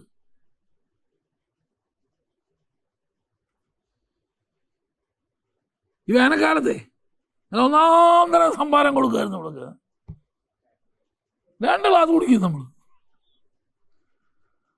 വീട്ടിൽ വന്ന് പറഞ്ഞ പോരാട്ടം എന്നാ പോരാട്ടം പോ, നമ്മുടെ വിശപ്പം മാറി ദാഹം. ഞാനിപ്പോഴും കുടിക്കും, എനിക്കൊരു പേടിയില്ല. ഞാൻ പറഞ്ഞില്ല, എനിക്കൊരു വലിയ കൂട്ടുകാരൻ, നമ്മുടെ ഒരു വലിയ കൂട്ടുകാരൻ ഒരു പൂജാരിയാണ്. ഇപ്പം പുള്ളി അതിൻ്റെ പടം എനിക്ക് അയച്ചായിരുന്നു. പുള്ളി മൂകാംബിക ക്ഷേത്രത്തിലെ ഇപ്പോഴത്തെ പൂജാരി. വരുമ്പം പഴവും അവരും വസ്ത്രവും ഒക്കെ കൊണ്ടുതരും. ഇന്ന് പോരട്ടെന്നേ. കാക്കയാൽ മാത്രമല്ല ദൈവം ഭക്തനെ പോറ്റുക, പൂജാരിയെ കൊണ്ടും ഭക്തനെ പോറ്റിക്കും. പുള്ളി അരിയും പഴവും ആപ്പിളും മുണ്ടും ഒക്കെ കൊണ്ടുവരും. അവിടെ പോകുന്ന എൻ്റെ അടുത്ത് ഒന്ന് പ്രാർത്ഥിച്ചാ പോയ പുള്ളി. വാ, ദിവസം പെണ്ണ് കാണാൻ പോയി, ഇവിടെ വന്ന് എൻ്റെ അടുത്ത് പ്രാർത്ഥിച്ചാ പോയേ. ഒരു പോരാട്ടം ഇങ്ങോട്ട് വരത്തില്ല, ഒരു പേടിയില്ല. നാലെണ്ണത്തിനെയും കൂടെ കൊണ്ടുവരാൻ വേണ്ടി പ്രാർത്ഥിച്ചുകൊണ്ടിരിക്കുക. പുള്ളിയുടെ ഒരു കൂട്ടുകാരൻ പൂജാരി ഉണ്ട്, അയാളെയും കൊണ്ടുവരാന്ന് പറഞ്ഞിരിക്കുക. കാരണം ഈ മനുഷ്യൻ പറയുന്നതൊക്കെ ശരിയാ. അവിടെ പറയുന്നത് ഈ മനുഷ്യൻ പറയുന്നതൊക്കെ ശരിയാ, അതുകൊണ്ട് നീയും വാടാ, വിളിച്ചോണ്ട് വരട്ടെ, 10 വരട്ടെ. വരുമെന്നേ. നിന്നോട് കൂടെയുള്ളവൻ അവരോട് കൂടെയുള്ളവനൊക്കെ വലിയവനെന്ന് എന്ത് ചെയ്യണം? അവരെ സാക്ഷ്യം പറയണം. എൻ്റെ കൂടെ ദൈവം ഉണ്ടെന്ന് അറിഞ്ഞാലല്ലേ നിന്റെ ദൈവത്തെ എനിക്ക് വേണമെന്ന് ഞാൻ പറയുള്ളൂ. നിനക്ക് അവൻ്റെ ദൈവത്തെ പേടിയാ. അവിടുത്തെ ഒരു വെള്ളം കുടിച്ചാൽ പിന്നെ നിന്നെ പോരാട്ടം വരും. അപ്പോൾ ഏത് ദൈവം വരുത്? അപ്പോൾ ഏതാ വരുത്? അവൻ്റെ ദൈവം വരുത്. പിന്നെ എന്തിനാ നിന്റെ ദൈവത്തെ ദൈവിക്കുന്നത്? നിനക്ക് വയറിളക്കം വരുത്തുന്ന ദൈവമാണ് അവൻ്റെ ദൈവമെന്നെങ്കിൽ, നിനക്ക് തലവേന വരുത്തുന്ന ദൈവം അവൻ്റെ ദൈവമെങ്കിൽ അവൻ്റെ ദൈവം അല്ലയോ വരുത്. നിനക്ക് ചൊറിച്ചിൽ വരുത്തുന്ന ദൈവമാണ് അവൻ്റെ ദൈവമെങ്കിൽ അവൻ്റെ ദൈവം അല്ലയോ വരുത്. പിന്നെ എന്തിനാ നിന്റെ ദൈവം നിന്റെ അടുക്ക് വരുന്നത്? നിന്റെ ദൈവത്തിൻ്റെ അടുക്ക് വരുന്നേ? മനസ്സിലായില്ല എന്തുവാന്ന്? എടാ, നിന്റെ സർപ്പത്തെ വിഴുങ്ങാൻ, അവന്റെ സർപ്പത്തെ വിഴുങ്ങാൻ മോശയുടെ സർപ്പത്തിന് കഴിവുണ്ടായിരുന്നുകൊണ്ടാ ഇവന്റെ ദൈവം വലിയ ദൈവമെന്ന് അവർ സമ്മതിച്ചേ. മന്ത്രവാദികൾ ഉണ്ടാക്കിയില്ലയോ? അവിടെ മന്ത്രവാദത്തിന്റെ ശക്തി കൊണ്ട് ഉണ്ടാക്കാൻ പറഞ്ഞു. മോശയുടെ സർപ്പത്തിന് ആഹാരമായി. അവർക്ക് അല്ലേ, സർപ്പത്തിന് ഒരു ഒറ്റ ട്രിപ്പിൽ നല്ലൊരു ഫുഡ് കിട്ടിയാൽ പിന്നെ കുറച്ച് കാലത്തേക്ക് വേണ്ട. മോശ സർപ്പം എന്ത് ചെയ്തു? എല്ലാത്തിനും എന്ത് ചെയ്തു? വിഴുങ്ങി കളഞ്ഞു. നമുക്ക് പേടിയാ. അവൻ ഇങ്ങോട്ട് നോക്കുന്നു, അവൻ ആ ജനൽ ഇങ്ങോട്ട് തുറന്നിട്ടിരിക്കുക. പിന്നെ അവന് ജനൽ എങ്ങോട്ട് തുറക്കണ്ടേ? അതോട്ട് തുറക്കാൻ പറ്റൂ? എനിക്ക് മനസ്സിലാവുന്നില്ല ഇതൊക്കെ എന്തുവാന്ന്. എനിക്കൊരു പിടിയും കിട്ടുന്നില്ല. പിന്നെ എന്തുവാ നിന്റെ ദൈവം അവൻ്റെ ദൈവത്തെയൊക്കെ വലിയവനാന്ന് നീ എന്തോ ഈ പറഞ്ഞുകൊണ്ട് കിടക്കുന്നത്? എനിക്ക് മനസ്സിലാവുന്നില്ല. അവൻ നോക്കിയാൽ നിനക്ക് ചൊറി വരുമെങ്കിൽ, അവൻ നോക്കിയാൽ കണ്ണ് വീഴുമെങ്കിൽ, അവൻ വല്ലതും പറഞ്ഞ കരുനാവ് കൊണ്ട് പറഞ്ഞെങ്കിൽ, എനിക്ക് മനസ്സിലാവുന്നില്ല നിന്റെ ദൈവത്തിന് എന്നാ പ്രത്യേകത ഉള്ളതെന്ന്. താത്തി വെച്ച അവൻ്റെ ദൈവത്തെ പോയി സ്നേഹിക്കുക, അതിലേ നല്ലത്. ഫെലിസ്തൻ ശപിച്ചു തൻ്റെ ദേവന്മാരുടെ, ഏതാ ഫെലിസ്തൻ്റെ ദേവീ ദേവന്മാരെന്ന് പറഞ്ഞാൽ എണ്ണമറ്റതാ. ഇവിടെ ആകെ ഒരെണ്ണേ ഉള്ളൂ. ഒരെണ്ണം മതിയല്ലോ നമുക്ക്. സകല ദേവന്മാരെക്കാളും വലിയവനായ ഒരുത്തൻ മതി നമ്മുടെ കൂടെ. നമുക്ക് അവൻ്റെ ഉള്ളതിൻ്റെ അത്രയും എന്തില്ല, എണ്ണമൊന്നും പറയാൻ 30 കോടിയൊന്നും നമുക്കില്ല. നമുക്ക് ആകെ ഒരുത്തനേ ഉള്ളൂ. അവൻ ദേവാദിദേവൻ, സകല ദേവന്മാരെക്കാളും ശ്രേഷ്ഠൻ. അതുകൊണ്ട് ആരുടെയും ശാപപ്പെടുന്നു എന്ത് ചെയ്യത്തില്ല, ഫലിക്കത്തില്ല. വന്നിട്ട് പറഞ്ഞു, നീ പോ, ഞാൻ കാണിച്ചു തരാം. എന്തോ കാണിച്ചു തരും? ഞാൻ പോയി വരും, നോക്കിക്കോളാൻ പറയണം. അടുത്തത് ദാവീദ് അടുത്തെടുത്ത് മാറ്റിയത്. ദാവീദ് ജനത്തിൻ്റെ ഭയത്തെ എടുത്തു മാറ്റി. ഇത് നമ്മളെ പേടിച്ചിരിക്കുക, പിന്നെ എങ്ങനാ? അല്ലേ, ചിലര് ഭയത്തിന് സാഴിവിടെ പോകുമ്പോൾ 4 പേരെ കൂടെ കൂടുന്നത് എന്തിനാ? അവർക്ക് ധൈര്യം കൊടുക്കാനല്ല, ഇയാൾക്ക് ധൈര്യം കിട്ടാൻ വേണ്ടിയാ. ദാവീദ് എന്ത് ചെയ്തെന്നറിയാമോ? ഭയത്തെ എടുത്തു മാറ്റി ജനത്തിൻ്റെ. 1 ശമൂവേലിന്റെ പുസ്തകം 17-ാം അധ്യായത്തിന്റെ 32-ാം വാക്യം. ഇവന്റെ നിമിത്തം ആരും ഭയപ്പെടണ്ട, അങ്ങനല്ലേ പറയുന്നേ? ഇവന്റെ നിമിത്തം ആരും ധൈര്യപ്പെടണ്ട, ഞാൻ നോക്കിക്കൊള്ളാം അവന്റെ കാര്യം. ഇവന്റെ നിമിത്തം ആരും അധൈര്യപ്പെടണ്ട, ഞാൻ നോക്കിക്കൊള്ളാം. അപ്പൊ ഇവന് പേടിയില്ലെന്ന് മാത്രമല്ല, ഇവന്റെ ഈ ആകാര രൂപം ഇവൻ്റെതെല്ലാം കൂടെ കണ്ടിട്ട് ദാവീദിനെ പേടിയില്ലെന്നല്ല, ദാവീദ് മറ്റുള്ളവരോട് പറഞ്ഞു, നിങ്ങൾ പേടിക്കണ്ട, ഇത് ഞാൻ കൈകാര്യം ചെയ്തോളാം. ജനത്തിൻ്റെ ഭയത്തെ അവൻ എന്ത് ചെയ്തു? എടുത്തു മാറ്റി. മറ്റുള്ളവരുടെ ഭയം ആ അടപ്പിനെ ദാവീദ് എടുത്തു മാറ്റി. 1 ശമൂവേൽ പുസ്തകം 17-ാം അധ്യായത്തിൻ്റെ 24-ാം വാക്യമായത്,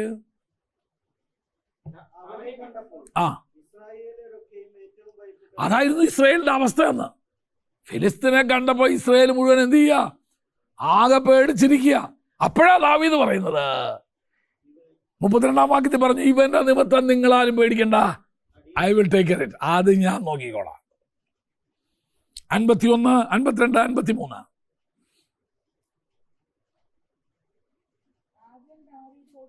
ആ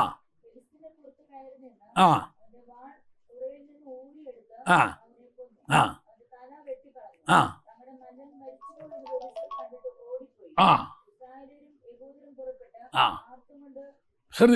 ചുരുക്കി പറഞ്ഞ ജനത്തിന് ഇത് വെറും വാചകം മാത്രമല്ല അവൻ പറഞ്ഞ പേടിക്കണ്ടെന്ന്, തൻ്റെ പ്രവൃത്തി കൂടെ അവൻ തെളിയിച്ചു കൊടുത്തു. വലിയ വീരവാദം അടിക്കുന്നവരുണ്ട് ഏതാ, പിന്നെ ഞാൻ നോക്കിക്കോളാം അവനെ. സമയമായപ്പോൾ എന്ത്, ആളെ കാണാനില്ല. രാവിലെ എഴുന്നേറ്റ് പാസ്റ്റർ ഒരു വയറിനൊരു സുഖമില്ലാത്ത പോലെ. ഭയങ്കര ടീം വർക്കൊക്കെ പ്ലാൻ ചെയ്തതാണ്. ഇന്ന് നമുക്ക് എവിടെ പോകണം? ആ ഏരിയ തന്നെ പോകണം. അവിടെ ഭയങ്കര എതിർപ്പുള്ളതാണ്. നമുക്ക് അവിടെ തന്നെ പോയി ഇന്ന് എന്ത് ചെയ്യണം? പരസ്യം നടന്ന സൂചനം 10 മണിക്ക് നമുക്ക് ഇറങ്ങണം. 10 ബാക്കി എല്ലാവരും 9 ആയപ്പോഴത്തേനും ഇവിടെ എത്തി പ്രാർത്ഥിച്ചുകൊണ്ടിരിക്കുക.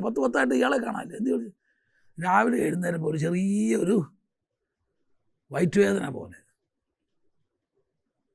രാവിലെ എഴുന്നേരപ്പോൾ ഒരു ചെറിയ അസ്വസ്ഥത പോലെ. വാചകം അടിച്ചിട്ട് കാര്യമില്ല എൻ്റെ കുഞ്ഞെ, നിന്നെ വേണം ആദ്യം കാണാനായിട്ട്. അവിടെ ദാവീദ് ചുമ്മാ വാചകം അടിച്ച് ജനത്തിൻ്റെ ഭയം മാറ്റിയവനല്ല. അവൻ ജനമേതിരെ ആരെ നോക്കിയാണോ ഭയപ്പെട്ടത് അവനെ കൊന്ന് ജനത്തിൻ്റെ ഭയം മാറ്റി.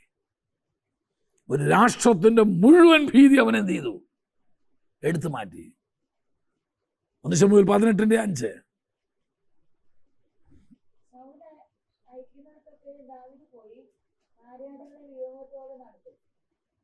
യെസ്, ഒരു രാജ്യത്തിൻ്റെ മുഴുവൻ പേടി അവൻ എടുത്തു കളഞ്ഞു.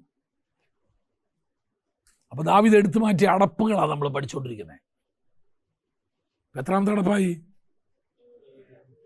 നിന്നെ ഒതുക്കാൻ പലതരത്തിലുള്ള അടപ്പുകൾ, ഒന്നല്ലെങ്കിൽ മറ്റൊന്ന്, അല്ലെങ്കിൽ വേറൊന്ന്, അല്ലെങ്കിൽ വേറൊന്ന് ജനം കൊണ്ടുവരും, നേതാക്കന്മാർ കൊണ്ടുവരും, കുടുംബാംഗങ്ങൾ കൊണ്ടുവരും.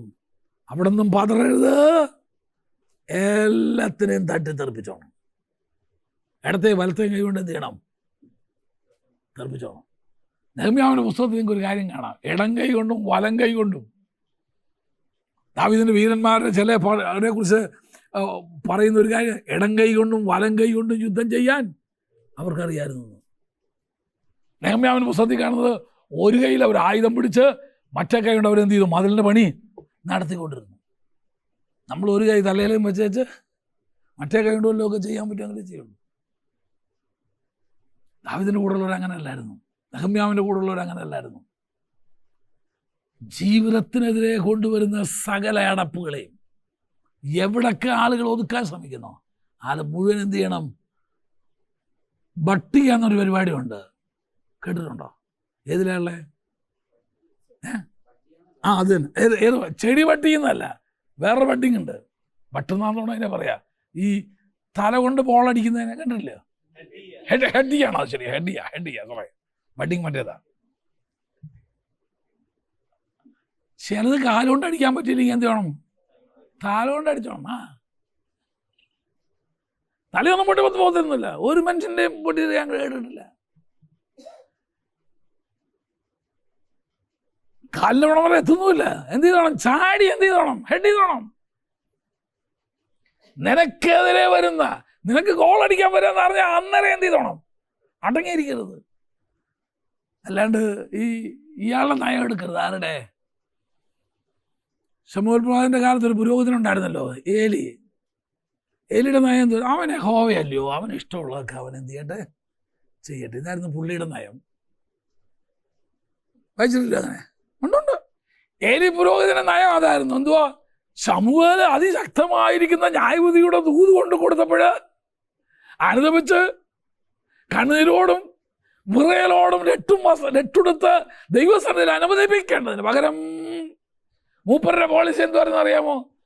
അവൻ യഹോവയല്ലയോ, അവന് ഇഷ്ടമുള്ളതൊക്കെ അവൻ ചെയ്യട്ടെ, ഞാനിപ്പോൾ എന്തോ ചെയ്യാനാ? ബോൾ അടിക്കുന്നെങ്കിൽ അടിക്കട്ടു, എന്നെ പുറത്താക്കുന്നെങ്കിൽ ആക്കട്ടു, ഇനി അതാ ദൈവത്തിൻ്റെ ഇഷ്ടമെങ്കിൽ ഞാൻ അങ്ങനെ ചത്തോളാം. എന്തിനാ ദൈവം ന്യായവിധിയുടെ ദൂത് തന്നേ? രട്ടിലും വെണ്ണീറിലിരിക്കാൻ വേണ്ടിയാ. ഏതാ? 1 ശമൂവേൽ. അങ്ങനെ ശമൂവേൽ ന്യായവിധിയുടെ ദൂത് വന്ന് ആരെ അറിയിക്കുക? ഏലി പുരോഹിതനെ അറിയിക്കുക. ഒന്നും മറച്ചില്ല. അപ്പോഴവൻ യഹോവയല്ലോ, താൻ്റെ ഇഷ്ടം പോലെ അവൻ എന്ത് ചെയ്യട്ടെ, ചെയ്യട്ടെ. ഞാനിപ്പോൾ എന്നാ ചെയ്യണം? ഈ വയസ്സാം കാലത്തിന് ഇപ്പം എന്നെ കൊണ്ടൊന്നും. അങ്ങനെ ഒരു നിസ്സംഗതാ മനോഭാവമുള്ള ആളുകളുണ്ട്. അനുദപിച്ചിരുന്നെങ്കിൽ അനർത്ഥത്തിൽ നിന്ന് എന്ത് ചെയ്തേനെ? വിടുവിക്കപ്പെട്ടേനെ. ദാവീദ് എന്ത് ചെയ്തു?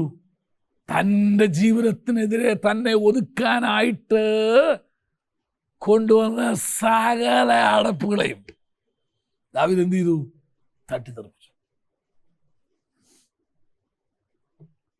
ഇത് നമ്മൾ മനസ്സിലാക്കണം. എന്നെ ആളുകൾ ഒതുക്കാനായിട്ട് ശ്രമിക്കുന്നുണ്ട്. ദാവീദ് അത് മനസ്സിലാക്കി. 1 ശമൂവേലിന്റെ പുസ്തകം 16-ാം അധ്യായത്തിൻ്റെ 11-ാം വാക്യം വായിച്ചേ.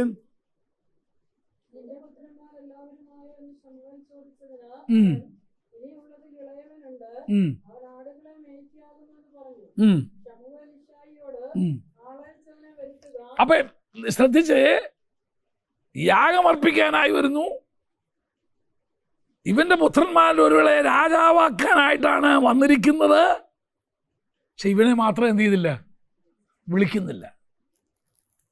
ചിലരത്തൊക്കെ വിളിച്ചില്ലെങ്കിലും പോകണം കേട്ടോ. കല്യാണത്തിന് മാത്രം അങ്ങനെ പോകരുത്. എനിക്ക് വലിയ ഇഷ്ടമുള്ളൊരു പരിപാടിയാണ്. പണ്ടൊക്കെ ഇവിടെ അടുത്തൊക്കെ പല പ്രൈവറ്റ് സ്കൂളിലും ഗ്രാജുവേഷൻ നടക്കുമ്പോൾ നമ്മളെ മാത്രം വിളിക്കില്ല അവർ. ഞാൻ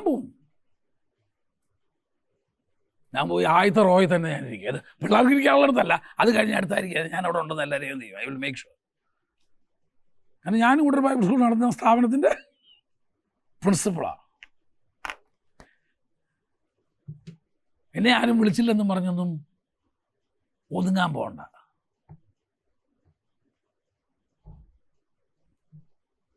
ദാവീദിന് അറിയായിരുന്നു തന്നെ ഇങ്ങനെ ഇവരെല്ലാം കൂടെ ഒതുക്കാൻ ശ്രമിക്കുക എന്ന്. 17-ാം അധ്യായത്തിൻ്റെ 28-ാം വാക്യം.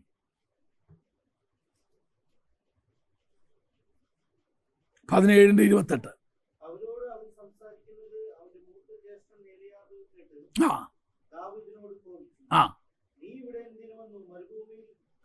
നമുക്ക് ഇത്രയും മതി. തിരിച്ച് എണ്ണയും അവിടെ ഒറ്റ ഏറും കൊടുത്ത് അല്ലേ? കയ്യിൽ മുഴുവൻ എന്തുവാ? സഹോദരന്മാർക്ക് അവർക്ക് കൊടുക്കാതെ വെണ്ണയും പക്ഷെ പാൽക്കട്ടയും കൊണ്ടോ വന്നേക്കുന്നേ. ചേട്ടൻ ഈ പറയുന്ന കേട്ടിട്ട് എന്നാ നീ അങ്ങനെ തിന്നണ്ടെന്ന് പറഞ്ഞ് നമ്മൾ എന്ത് ചെയ്തേനെ? അതുകൊണ്ട് നിങ്ങളൊന്ന് ആലോചിച്ചൊക്കെ തിരിച്ചൊന്ന് വീട്ടിൽ പോയാലത്തെ ഗതി എന്തായിരുന്നു? നീ തന്നെ നിനക്ക് ലഭിക്കണ്ട, ദൈവം തന്നെ ഉപയോഗിക്കാൻ പോകുന്നൊരു ചാൻസ് ഇവിടെ ഉണ്ടായത്. ആരാണ്ട് വല്ലതും പറഞ്ഞെന്ന് വിചാരിച്ച് നീ യോഗത്തിൽ നിന്ന് എഴുന്നേറ്റ് പോയി. നിന്നെ ആയിരുന്നു അടുത്ത് പ്രസംഗിക്കാൻ വിളിക്കണ്ടേ. നോക്കിയപ്പം നിന്നെ ഇവിടെ കാണാനില്ല.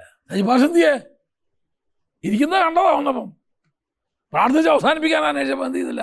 ആരാണ്ട് എന്തോ പറഞ്ഞത് പുള്ളിക്ക് ഇഷ്ടപ്പെട്ടില്ല. സജിഭാഷ പറഞ്ഞാൽ പിന്നെ കുഴപ്പമില്ലല്ലോ. ആരാണ്ട് എന്തോ പറഞ്ഞത് പുള്ളിക്ക് ഇഷ്ടപ്പെട്ടില്ല. പുള്ളി ഇറങ്ങി ഒറ്റ പോക്കും പോയി. എന്തോ സംഭവിച്ചേ? തനിക്കൊരുക്കി വെച്ചിരുന്ന ചാൻസ് താൻ തന്നെ നഷ്ടപ്പെടുത്തി.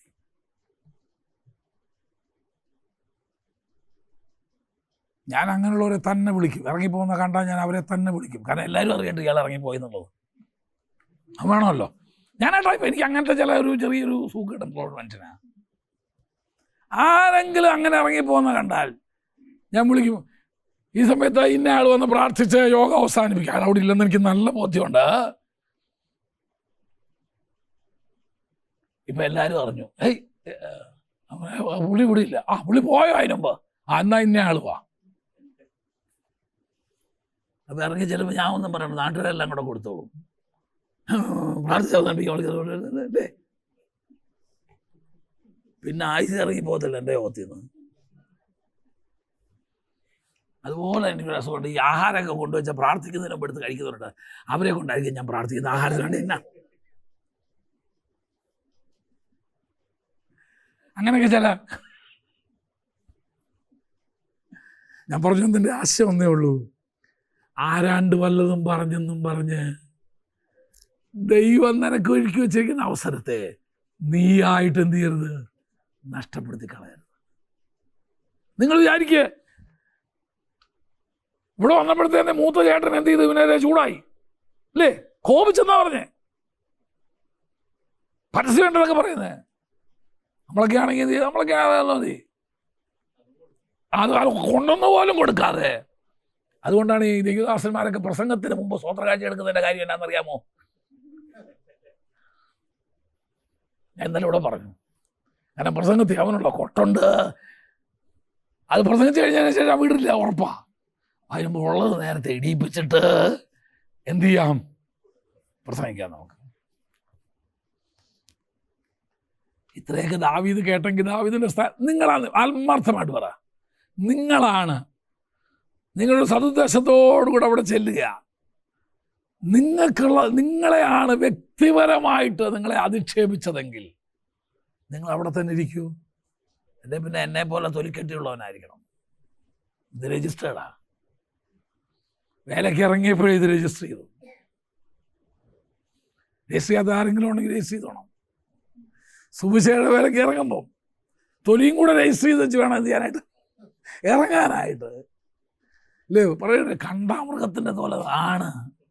എൻ്റെ ഭാഷയിൽ പറഞ്ഞാൽ അതിനേക്കാൾ തൊലിക്കട്ടിയുള്ള വല്ലതും ഉണ്ടെങ്കിൽ അതിൻ്റെ തോലാ നമുക്ക്. ഏത് ദിവസം അങ്ങോട്ട് ജീവിയെക്കുറിച്ച് പറഞ്ഞു, ചാട്ടുള്ളി അതിൻ്റെ പേര് എറിഞ്ഞാലും എന്ത് ചെയ്യത്തില്ല, അതിനെ യോബിൻ്റെ പുസ്തകത്തിലാ, അതിനെ തൊടത്തില്ല. നമ്മളൊക്കെ ആണെങ്കിൽ ആ പാൽക്കട്ടയും കൊണ്ട് പോകുന്ന വഴിക്ക് എല്ലാം കൂടെ തിന്ന് തീർത്ത്. കാരണം വീട്ടിൽ ചെന്ന് അപ്പനെ ചോദിക്കത്തില്ല ഇത് എന്തിയെ കൊടുത്തു. അപ്പം വീട്ടിൽ എത്തുന്നതിന് മുമ്പ് അത് തീർത്തിട്ടും കൂടെ വീട്ടിൽ ചെല്ലത്തുള്ളൂ.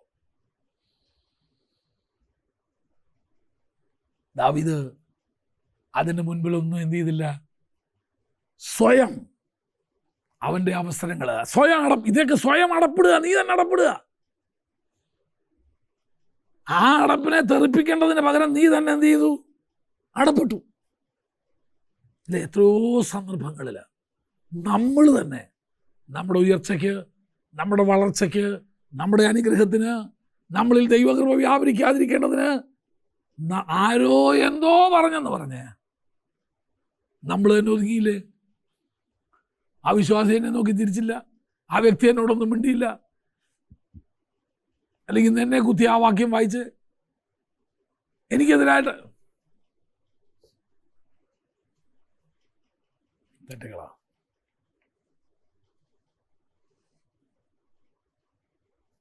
പിന്നെ ഒരു കാര്യം കൂടെ പറഞ്ഞു വെച്ച് ഞാൻ ആ ഭാഗം വിടാം.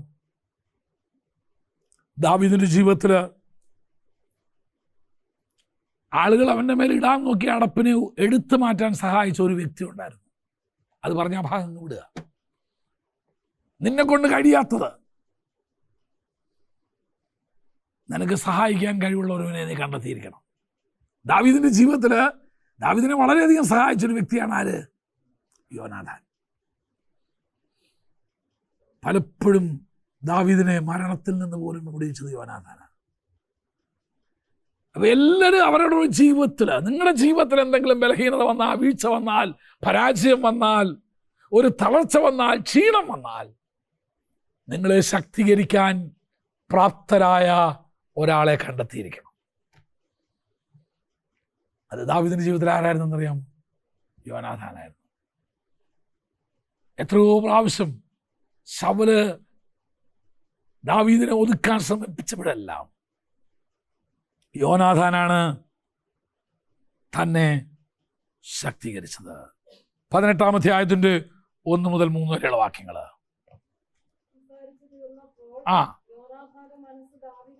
യോനാഥാന്റെ മനസ്സ്, നിങ്ങളുടെ മനസ്സോട് പറ്റിച്ചേർന്നിരിക്കുന്ന ഒരാളെ നിങ്ങൾ കണ്ടെത്തിയിരിക്കണം. ശ്രദ്ധിച്ചോ, അതൊരു സഹോദരി ആയിരിക്കരുത്. അതാരായിരിക്കണം? സഹോദരനായിരിക്കണം. സഹോദരിമാരും നേരെ തിരിച്ച് നിങ്ങളുടെ മനസ്സോട് പറ്റിച്ചേർന്നിരിക്കുന്ന ഒരു സഹോദരി ആയിരിക്കണം. അല്ലേ? ദാവീദിന്റെ മനസ്സിൽ അത് വളരെ ദാവീദിനെ ആശ്വസിപ്പിക്കാൻ അവൻ എപ്പോഴും കണ്ടത്, അവൻ്റെ മനസ്സ് അവൻ പറ്റിച്ചേർന്ന ആരാന്നറിയാമോ? യോനാഥാനായിരുന്നു. വായിച്ച് അവസാനിപ്പിക്കാം. അവൻ ശൗലിനോട് യോനാഥാൻ നിന്റെ സാക്ഷ്യം കേട്ട് കഴിയുമ്പോൾ, അതായത് നിനക്ക് നിന്റെ മനസ്സോട് പറ്റിച്ചേർന്ന ഒരുവിനെ കണ്ടെത്തി. വായിച്ചോ. യോനാഥാൻ ദാവീദിനെ സ്വന്തം പ്രാണനെ പോലെ സ്നേഹിച്ചു. ശൗലൻ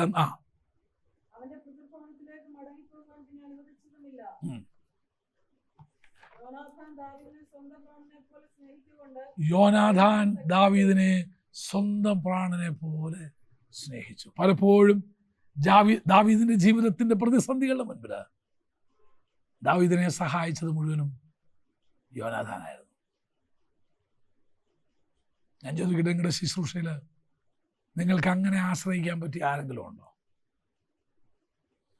നിങ്ങളുടെ ഏത് ഭാരവും പങ്കിടാൻ പറ്റിയ, നിങ്ങളുടെ ഏത് വിഷമവും, നിങ്ങളുടെ മുഖം വാടിയ അത് മനസ്സിലാക്കുന്ന ആരെങ്കിലും ഉണ്ടോ? ഉണ്ടാവണം.